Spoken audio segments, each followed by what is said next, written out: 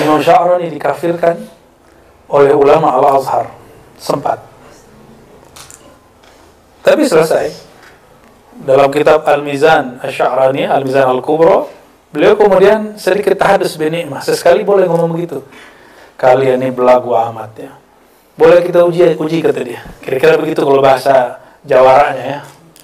Kamu udah khatam Sahih Bukhari berapa kali? Saya udah khatam 5 kali. Sahih Muslim 3 kali.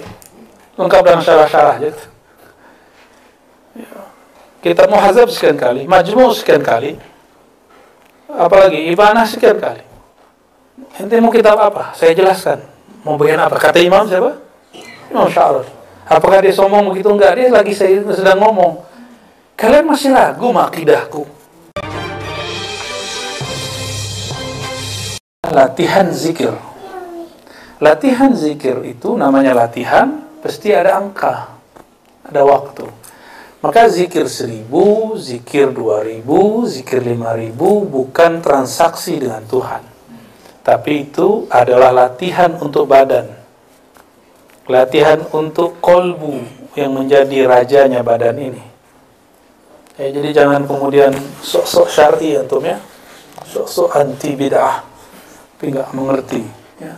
Emang dulu Nabi ngajarin kalau sekolah itu 3 tahun, ada nggak? Kan utlubul ilma, mutlaq zamanan wa makanan, madatan, kullu syai' ini ghair mahdud. Nggak ada batasnya. Nggak ada batasnya. Tapi ketika diajarkan, apa kata Allah? Wa kunu rabbaniyyin. Kata Imam Al-Bukhari dalam Sahih Bukhari, Rabbani itu apa? Qala Sayyidina Abdullah bin Abbas, Rabbani itu mengajarkan yang kecil sebelum yang besar, mengajarkan yang basic sebelum yang tinggi-tinggi. Maka kita di sini di ribat kitab yang basic-basic kita pakai. Ini kan kitab basic tasawuf. Ini basic loh, ini bukan kitab langit ini. Bukan belum tinggi-tinggi, ini basic sekali.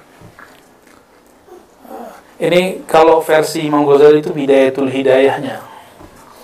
Cuma di zaman Ghazali dikasih kitab begitu sudah cukup. Setiap zaman itu ada kitab bidayahnya. Inilah bidayah versi Imam Sya'rani. Jadi ini bukan kitab level up beliau. Level up-nya ada. Bukan ini kitabnya. Ya. Ini basic lah untuk orang mau pijakan. Dan Imam Sya'rani, karena dulu tidak ada YouTube, maka yang dipotong isi kitabnya.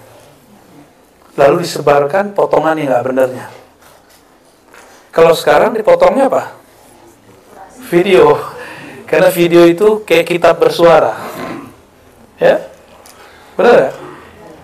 Dan Imam Sya'rani dikafirkan oleh ulama Al-Azhar. Sempat.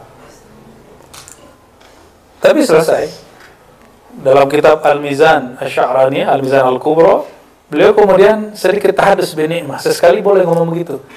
Kalian ini belagu amat ya. Boleh kita uji kata dia. Kira-kira begitu kalau bahasa jawaranya ya. Kamu udah khatam Sahih Bukhari berapa kali? Saya udah khatam 5 kali. Sahih Muslim 3 kali. Lengkap dengan syarah-syarah gitu. Ya. Kitab Muhadzab sekian kali, Majmu' sekian kali. Apalagi Ibanah sekian kali. Ente mau kitab apa? Saya jelaskan. Mau bagian apa? Kata Imam siapa? Imam Sya'rani. Apakah dia sombong begitu? Enggak, dia lagi saya sedang ngomong. Kalian masih ragu akidahku? Masa kalian ragu? Kalian yang cuma belajar kitab akidah sekian kitab, meragukan saya yang baca kitab ratusan kitab, kira-kira begitu. Ya, itu aneh. Ada orang nggak khatam Sahih Bukhari meragukan akidah kita tentang Imam Bukhari, kan lucu. Ada yang nggak pernah khatam kitab-kitab tasawuf, bahkan tasawufnya cuma tabarruk, itu meragukan ketasawuan kita. Ya, qabla an tanzur ghairak fanzur nafsak wa fi anfusikum afala tubsirun. Sebelum kita nilai orang, nilai diri dulu lah. Ya, lihat diri kita ini gimana. Nah, ini sesekali boleh antum ngomong begitu boleh. Sesekali, tapi jangan sering-sering. Belagu namanya ya. Itu bab bukan hadis. Kabirul mutakabir. Orang belagu-belagu tuh ya belagunya dikit lah gitu. Tapi jangan sering-sering. Kalau sering nanti jadi karakter syaitan. Dan zikir itu jila liqalbi, dapat menerangkan kalbu. Kalau gelap kayak tadi, bingung nggak mau ngapain? Kalau kita jalan ketabrak orang nggak? Barangkali begitu. Orang yang gelap kalbunya, dia akan nabrak hati orang, nabrak perasaan orang, nabrak pikiran orang, nabrak kemana-mana. Nah, bahkan nabrak diri sendiri, menyakiti diri sendiri. Orang nggak berpikir begitu, dia mikir gitu. Ya, pernah nggak antum berpikir buruk tentang seseorang, padahal dia nggak mikir begitu? Nah, itu kan hati gelap. Hatinya gelap. Kalau hati gelap begitu jadinya. وقد كان سيد الشيخ أبو السعود ابن أبي العشائر يقول, ini kalimat kata yang dulu kita kasih pertanyaan, kitab duluan atau qalbu duluan? Apa kata beliau? Kitabul murid huwa qalbuh. Baru murid loh, belum wali ini. Kitabnya murid, qalbunya. Saya ngomong begitu, ada kiai aswaja katanya, ngakunya aswaja. Nggak sepakat, berarti dia kitab basic ini aja nggak beres sama dia. Halaman 70 dia belum baca. Gimana halaman 73, halaman 100, 200, 300. Belum lagi kitab besar seperti Ihya Ulumuddin, kitab yang rumit seperti Khatmul Aulia, kitab yang pelik seperti yang dibaca Buya Asfi tadi, Al-Futuhat, Al-Ciputatiyah, Al-Futuhat Al-Makkiyah. Ngeri kali. Bacaan dasarnya Buya Asfi itu Al-Futuhat Makkiyah. Ya. Buya Al-Domi bacaan dasarnya Tafsir Ibnu Ajibah. Ngeri, ajib. Lain Nur Ali, sembunyi dia dengan adab-adab hafiz Quran, hamalatul Quran. Padahal pakar hadis palsu ya. Bukan alamat palsu ya. Ini kita ngomong begitu, dibuka sedikit pintunya boleh, biar asapnya bentar ya. Ini biar dapat suasana aja. Biar jin dapat makanan, kata orang sebelah. Ada yang bilang kalau pakai menyan itu makanan jin, tapi kalau pakai bukhur enggak. Maka kita ganti pakai bukhur toh. Ada orang beragama itu khoyalannya liar. Sejak kapan jin tuh makan asap? Itu penghinaan bener. Kalau gitu ya rumah tuh jalan raya banyak asapnya. Pantesan Buya Asfi meramah kalau di jalan dulu ya. Kejinan kali ya. Cocok lagi yang cocok ya. Allahumma sholli ala sayyidina Muhammad. Wa kana yaqul, beliau berkata, Abu Su'ud ini salah satu murabbi beliau, wali kutub di zamannya yang membimbing beliau. Al-usul allati yubna 'alaiha al-murid atau yabni 'alaiha al-murid amrah arba'ata asya'. Ada beberapa hal yang mesti dijadikan dasar seorang murid dalam berbuat, minimal 4 hal. Al-awwal ishtighalul lisan bi dzikrillah azza wa jalla ma'a huduril qalb. Lisan ini zikir dengan kesadaran hati, disebut hudur. Maksudnya apa? Kita sadar kita lagi baca, itu disebut hudurul qalb. Nah, ini gabungan zikir lisan dan zikir qalb. Yang kedua, jabrul qalbi ala jam'ihi li muraqabatillahi azza wa jalla. Tapi ini usulnya udah dahsyat sekali ini.